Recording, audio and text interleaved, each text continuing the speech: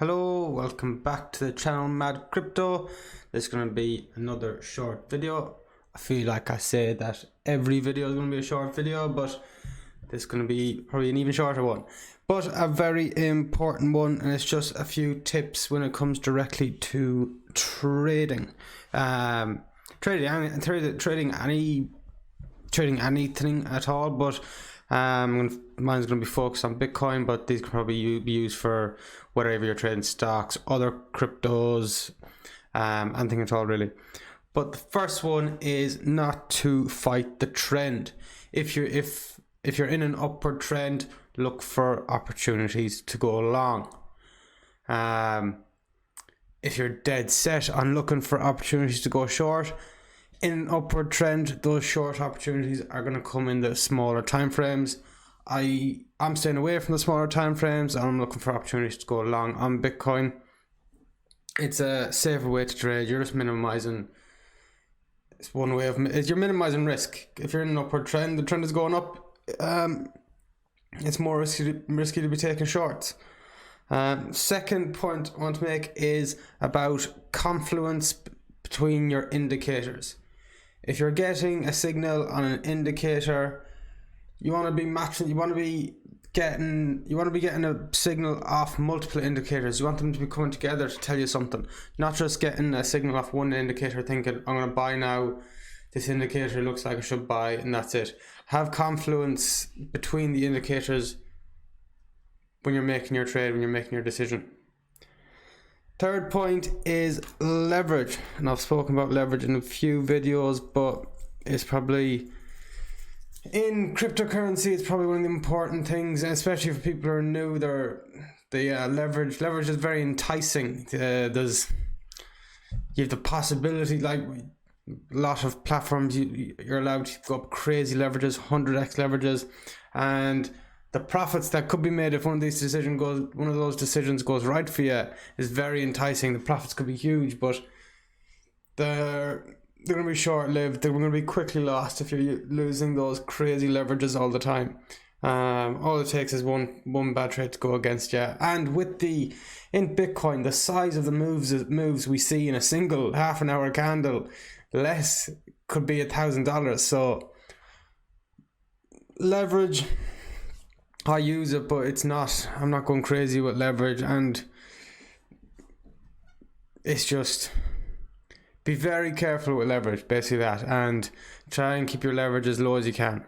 Not as low as you can, low as to suit the situation, but keep your leverage low enough that you're not getting stopped out with a possible $1,000 move, which more than that even could be seen in Bitcoin very easily. Right, third point is when you're getting a signal off your indicators, don't trade off the possible setup of the signal. Trade on when that signal gets confirmed off an indicator. You might be looking at an indicator and it's like it might be one tick or two ticks away. By tick I mean like the close of a candle. You might be one tick away or two ticks away from that signal getting confirmed, but right now you're looking at it and like it looks like it's going to get set up. It just comes back down to managing risk again. You might make, if that does go your way and does get confirmed, you might have missed out on some profit, but you've confirmed the signal. Beforehand, you're taking more of a gamble basically before it's fully confirmed. You might not make as much money on it, but you're doing it safe, you're minimizing risk, and it's just a better way to do it. Long term, you're going to have more safer profits. You're not going to have as big of losses. And it's just better way to have a steady income coming in off it instead of just massive wins and then countering that out with massive losses. It's just better risk management. It's a better way to trade. It's more safer. It's more sensible. Another one is entry points. Basically entry points, the point at which you get in the trade, the price at which you get in. If you think you're getting in too late in the trade, just wait. Don't get in it. And it brings you on to another point of the fear of missing out on a trade. There's going to be more trades. So, just for example, if you've broken out of an area of resistance and you're firing up to the next area of resistance. If you're in the middle of those, it's not a good time to get in. You should be getting into that thing as soon as it breaks through that resistance. And if not, just wait for another trade. Don't get into the trade too late. It's basically the fear of missing out that's trying to make you get into that trade, but you just got to fight against that, because there's always going to be more trades. There's always going to be bigger moves, more moves. So pick your entry points properly, and it's just as easy. Pick your exit points properly. You don't have to wait for the full. If you're predicting the price to go somewhere, it doesn't have to go all the way there for you to take your profit to close the trade. Just manage your risk better. It's just going to be a safer, more long term. It'll be more profitable long term. There'll be less losses.